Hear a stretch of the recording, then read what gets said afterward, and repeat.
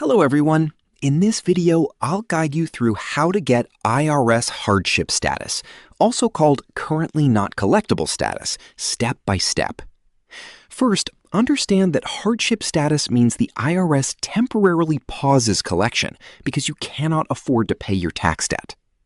Next, gather detailed financial documents, including your income, monthly expenses, rent, utilities, debts, and bank statements. Then complete IRS Form 433A or Form 433F to show your financial situation accurately. You may also need to provide proof of hardship, such as low income or medical expenses. After that, contact the IRS using the number on your notice or work with a tax professional to submit your request. The IRS will review whether your essential living expenses exceed your income.